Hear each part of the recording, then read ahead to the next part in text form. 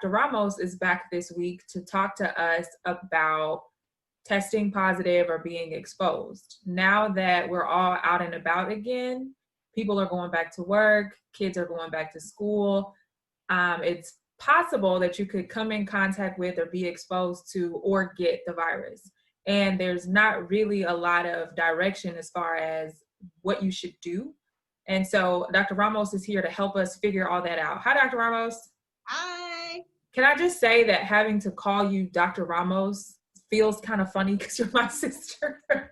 Hey, Sister Dr. Ramos. Yeah, so Sister Dr. Ramos is here to talk to us about COVID. How are you doing? I'm doing pretty good. How about yourself? I'm good. So I like to start with something positive that's going on, just because there's a whole lot of negative and we're trying to put some positivity out in the world, positive vibes only. So what is something positive that you've seen the past week since we last heard from you? So my husband, my wonderful husband, who's not here with us today, but was here with us last week. We have a rental home that we've been having for a while that we had decided recently to sell. So he has been working on that home for the last 3-4 months, 9 to 5 every day, trying to get it ready. It is finally ready.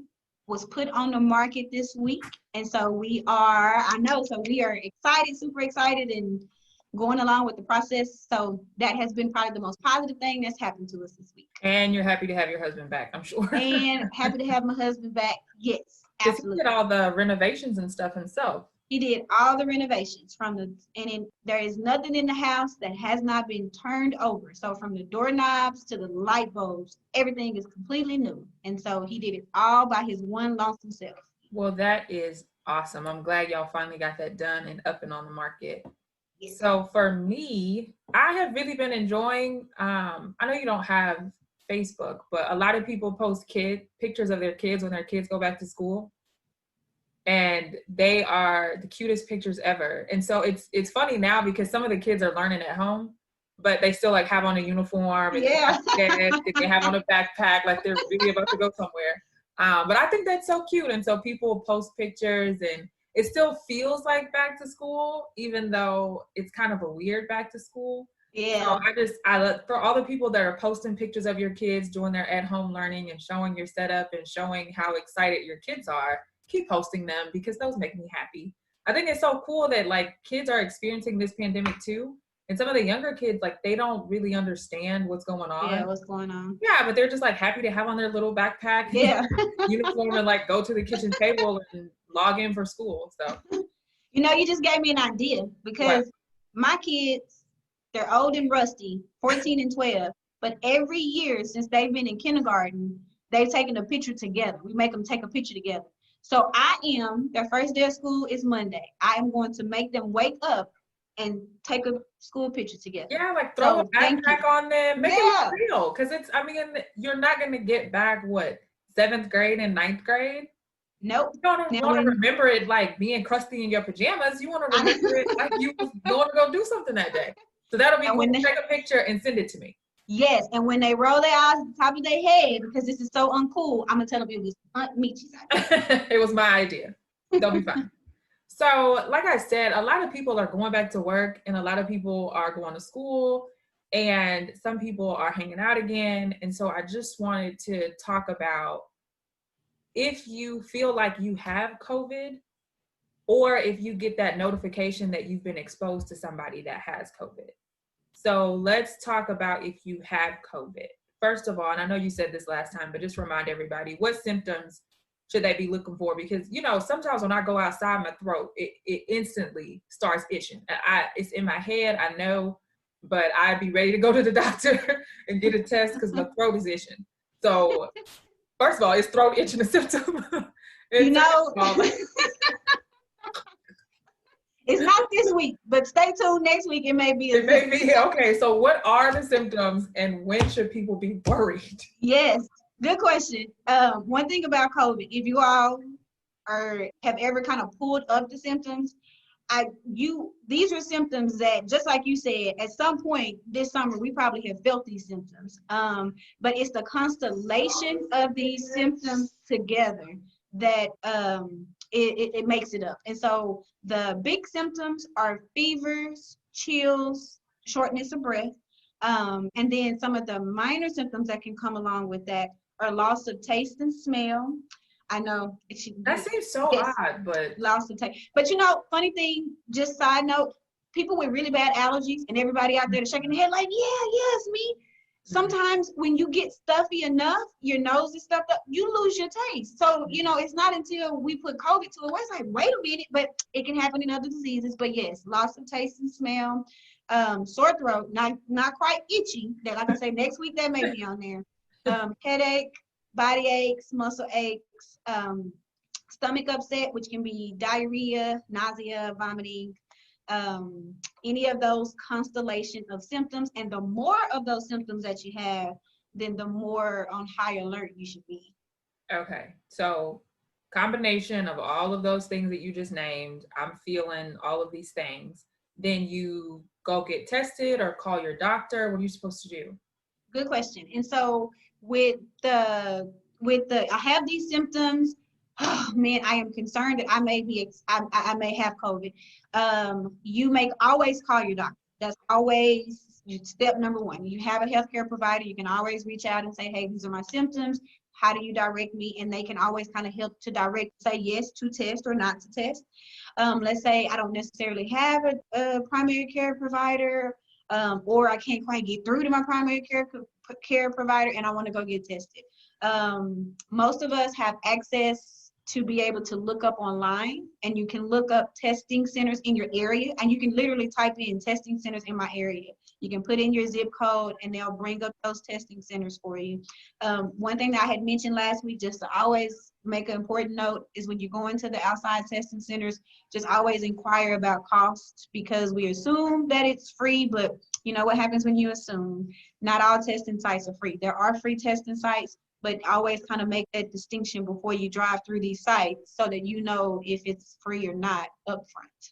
I actually have a question that I don't think I've ever heard the answer to or even asked you. So when you feel like you have it, right? You've reached out to your primary care or you've tried to find a testing site on your own, and then you go get tested. If you test positive, it doesn't change the treatment plan or anything, does it? Nope. And So what's so the point of getting tested? Just to know, I guess, for sure that you have it? brings up a very good point, because half the reason for testing. So with COVID, although we see of the worst, a lot of people symptoms of COVID are mild symptoms that's treated symptomatically at home. And that's just fancy for, I treat my symptoms. If I'm coughing, I use cough medicines. If I have a fever, I take Tylenol, but I'm doing those things at home. So most of the symptoms are mild, and knowing if you're positive and negative doesn't change the treatment. But one point of testing is because we're all in this together. And so if I'm positive, I know I need to isolate, even from my people that are at home, so that because your husband, your kids are all at home, I'm positive, or I don't get tested, I'm not quite sure, but I don't isolate at home, but my husband continues to go to work. Well, then now he's been exposed and may have it. And so then now he goes to work and exposes his people at work. So a lot of the testing is to identify where the positives are so that you can contact trace, which means look back on who you came in contact with so that we can contain it. Okay, so the testing isn't for you to go get a prescription for a COVID cure. The testing is so that everybody else knows that you have it, and then you know that you have it so that you can then isolate yourself accordingly. Absolutely. And watch out for symptoms, because there are symptoms that can progress and get worse. So like I said, most cases are mild and I can be treated at home. But if I'm starting to get shortness of breath, people notice I'm over here hallucinating, I'm turning blue, something's off. Well, then I know I have COVID. I can call forth my family members that are taking care of me can call forth to the hospital to say, hey, I have a COVID positive patient that's having shortness of breath. And so then that's another reason for you to know, yourself, if you are tested, if it progresses and I need to go, well, then I know I have COVID. Okay, gotcha. So like if you got the really bad symptoms and then you went to the hospital, you could tell them, yes, I tested positive on this date. Okay. Yes. Will they test you again? And at the hospital, yeah, a lot of times no. If you come over and you say, hey, I have, I'm COVID positive, I'm having shortness of breath, their worry is, hey, let's go see what's going on with this shortness of breath. Do I have, I have COVID now? Do I have pneumonia on top of COVID? And so then they'll go forth and try to figure out, okay, well, what's causing your shortness of breath? Most of the time, they'll dive into treatment so that we can get you feeling better. Okay. So you have the symptoms, you get tested, you test positive. What do you do in terms of the isolation? Like, are you supposed to notify people? How does that work? Do you isolate yourself and then call all your friends? Does somebody else call all your friends? Can you see your family? How does all that work? Good question. So if you go over to get tested, once you are swabbed or however you go forth and get your testing done, then you presume that you are positive. And so from that testing, you go and you begin to isolate while you are waiting for those results. Gotcha. Now, we haven't got the results back yet, but the whole point of COVID that we all know is how contagious it is. And so we're all trying to contain. So if I'm waiting for my results, that doesn't mean that I go out and about and I hang out with friends, because now you are, let's say it comes back positive, I've exposed more people. So I'm waiting for my test. I'm going to go and isolate. Isolating, because quarantine and isolating. So quarantining means I am staying away from the outside world. I'm not going to work. I'm not running errands. I'm at home. Isolating, let's say I'm at home. I'm isolating myself from my family members. And so if you have separate quarters, now what I'm about to say, you realize that this is not always feasible or possible. Sometimes I'm a mom and I have small kids. I'm a single mom and have small kids. And so I have to take care of my kids, or I'm living, it's many of us living in a small space. So sometimes I cannot isolate, but if you can isolate, you now take yourself to separate quarters. And so now I'm going to go, this is my room. This is my restroom that I use. I'm going to go over to here. If you can't be 6 feet away from those in your home, you mask even at home. And I know that sounds like, I don't want to be wearing, I don't even like wearing a mask in public. Right. Now I'm going to have to go and wear it at home. But if you are isolated in your room, no, you don't have to be sitting in there in your room with a mask on. But if I'm having to come out and I have to go to the kitchen, and of course, the rest of the family's in the kitchen, like I said, we can't isolate. Then just making sure if you can't be less than 6 feet away from them, then you all need to be masking at home as well. But you wait, like I said, you isolate and quarantine while you are waiting for those results. Okay. And then if the results come back positive and you've been isolating yourself, how long do you have to do that? So the CDC recently just updated those guidelines, because what was happening, let's say not you, but a person is positive. I've been isolating and quarantining. When do I get to go back to work? At one point, up until just a couple weeks ago, you would have to get 2 negative tests, which means they would go and swab you 2 more times, and those tests would need to be negative before you could return. One thing that we were running into is sometimes when you were testing that nasal swab, that test can remain positive weeks after a person has gotten better, infection symptoms have cleared, but that's still staying positive. And they are no longer actually infectious. What you're picking up is kind of like residue. So you're picking up kind of traces of the virus, because the machine, it's picking up traces. And so I'm not still contagious. I'm not still spreading it. I'm not even still infected, but that the swab is still positive. So because of that, and because now we've learned that, and now we've recognized that, if no longer are they recommending you have 2 negative tests in order to return back to work or return around your other extended family outside of your home. Now the recommendation is to do it based off of symptoms. And so you need to be 10 days out from when your symptoms started. Like I said, it's for positive people. When my symptoms started, I need to be 10 days out from my symptoms and fever-free, without using any fever-reducing medication, for 24 hours. Once I've met those criteria, then I can DC isolation, I can discontinue quarantine, I can return to work, return to do my errands, that, my normal, what I would. I'm making that face because it seems like that piece of it now would require like an honor system almost. That, if I've been out of work and I need money and I need to go back and I'm feeling better, but I'm still not 100%, I could just go back to work and I don't have to have a negative test. So no, you have to have negative tests. But the whole reason for that is, so yes, you're absolutely right, because the honor system, you can say, hey, no, I'm feeling great. But what we do know though is after about 9 days, so from the time of your testing, because you don't necessarily, you can tell us your testing date. So let's say I'm not gonna be honest about how I feel, but you can tell me, oh yeah, doc, my test date was 7/27. So you're counting 10 days in the 10 days in the future. And like I say, 24-hour fever free, you do have to rely on them to say, yes, I'm fever free.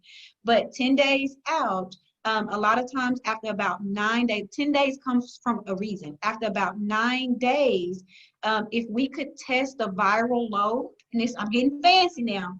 If I we know, could I should test, ask this question. Now, you done lost me.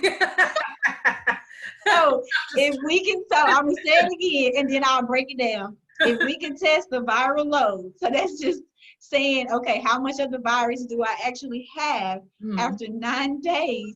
That number is pretty much zero. So Okay. my viral load, which how much virus I actually have, that viral load is zero.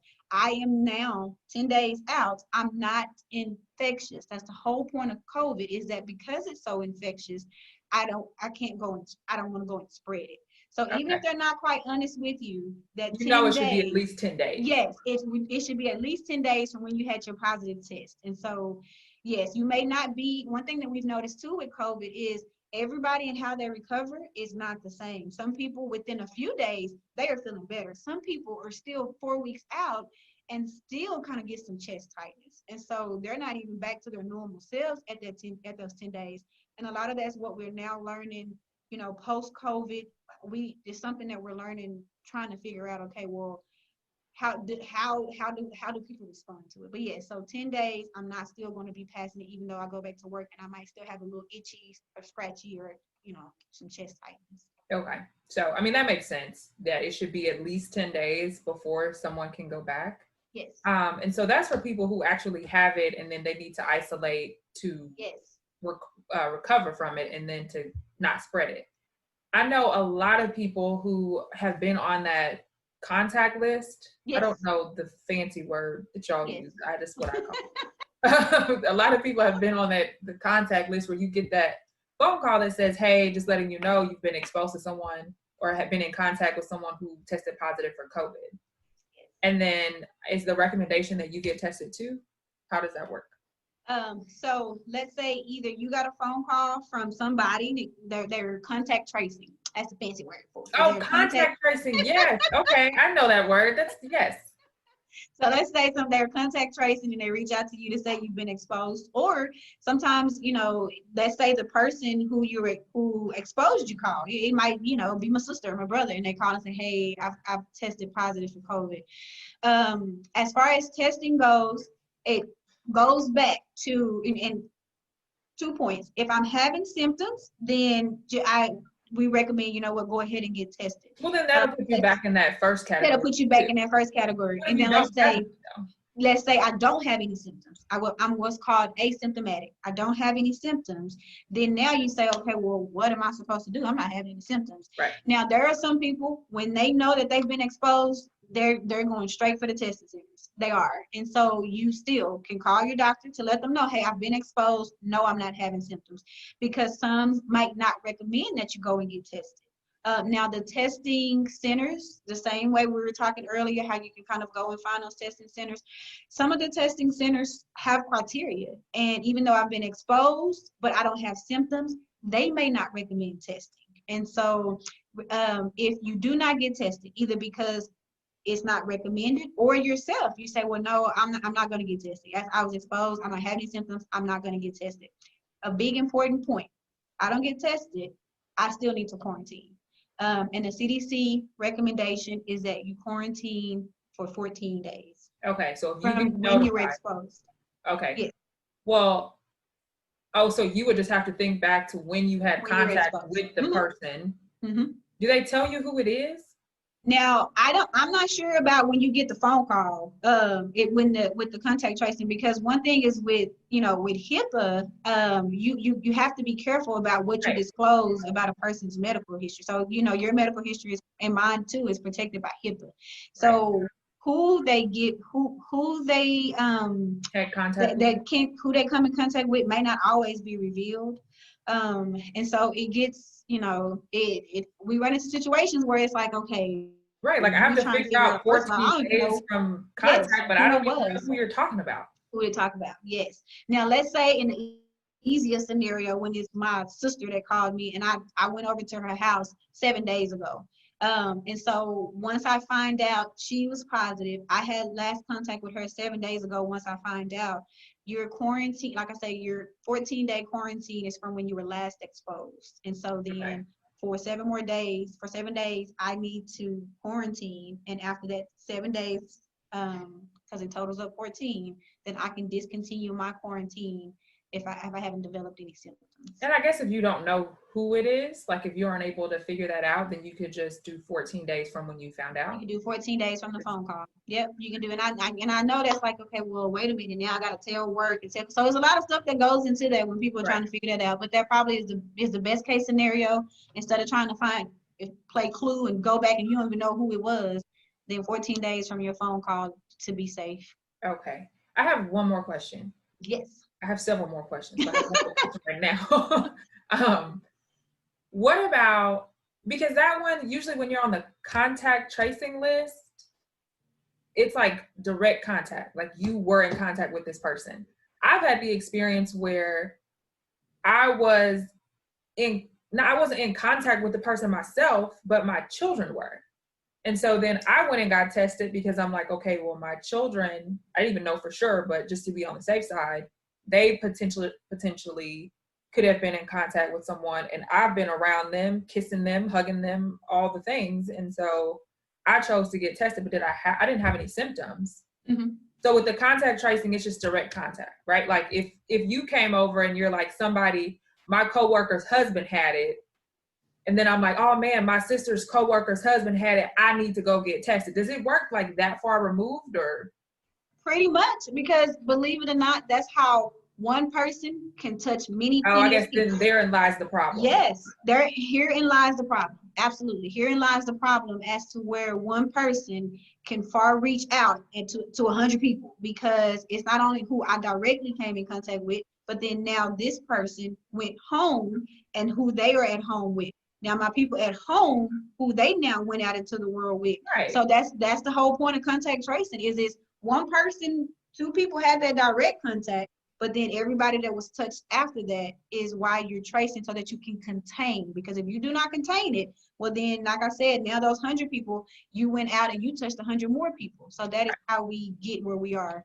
So yes, test then. Like even if it seems like it's far removed, test if it's feasible. I mean, if you're having to pay for it and you can't, then that's understandable. But if it's feasible, just go test. If it's feasible.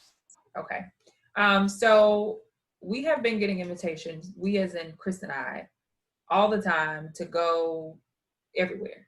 Mm-hmm. And we were actually having this conversation earlier when we were watching the news that like, it seems like people are either over it because it's so confusing that you can't keep up with it. And so you're just like, you know what, I'm gonna just live my best life and just risk it all. Whatever happens. Yeah, because I can't keep up with all this. So that's one of those. Or just people having to, right? Like kids having to go back to school, parents having to we're in situations where it's not like the beginning of the year where everything was closed. Now it's like, okay, go out and do what you can and put on a mask and socially distance. Has it gotten better? Like, because I like I said, I feel like even for us, we're a lot more relaxed than we were back then. Back then, we didn't go anywhere. Right. And now it's like, okay, well, we'll go. I've been to a restaurant. I mean, I wore a mask and everything, but I had to take it off to eat. And so I just feel like the more time passes, the more relaxed people get. So could you let us know if it's better, the same, worse? Absolutely.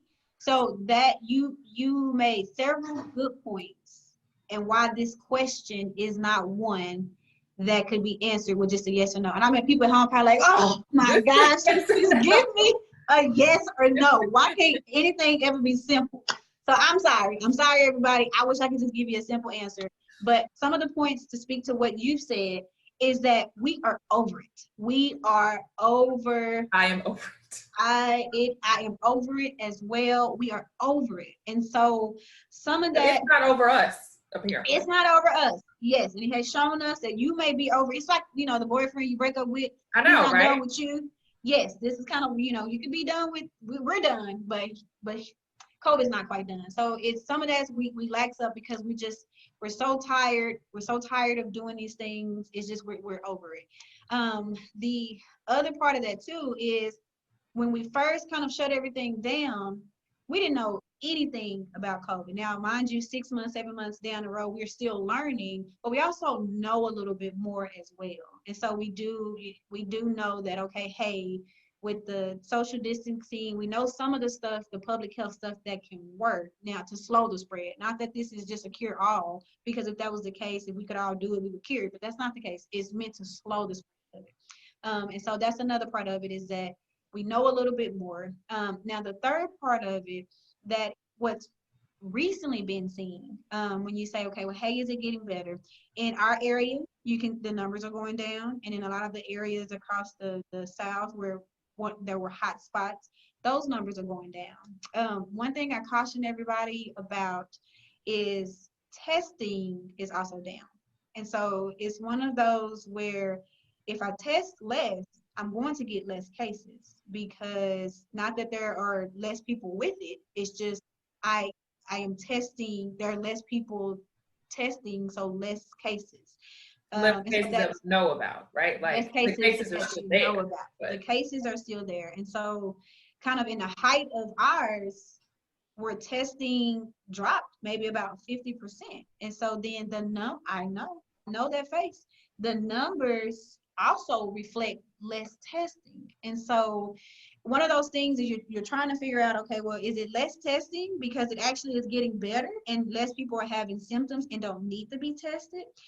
Is it less testing because the testing is so cumbersome? People were having to wait weeks for the testing results. People are tired of standing in those lines for 3 hours. So people are just saying, you and know that what? test hurt. Some people say Yeah, it hurts. tired of getting your brain swabbed, say, you know what, I don't want to do any of this. And so it could be some of that. And there hadn't been, at least when I last laid my eyeballs on it, there has not been a really good reason as to why the testing is down the way that it's down. And so that's something that they're kind of looking into. I know that's something that you're kind of looking into right now. But the moral of all of that story is, because that answer is not a simple yes or no answer, you remain vigilant. You keep masking, keep doing what you need to protect yourself, because it is not a simple answer where you think, okay, well, yeah, hey, it's getting better. We keep on. It's not time to let up. Let's just say that it's not time to let up. Okay. So what advice do you have for people to continue to keep themselves and to keep our neighbors safe? First thing is mask. Wear So a when you mask. mask, yep, when you mask, I'm not only doing it for out of respect for you, I'm doing it for myself, but I'm also doing it out of respect for you, because I don't want to give you something that I have. I don't want anything that you have. So wearing a mask. Mhm. Um, Hand washing, like we had talked about the last time, that's 20 seconds with either soap and water, or if you don't have soap and water, but you have an alcohol-based, at least 60% hand sanitizer, then that works as well.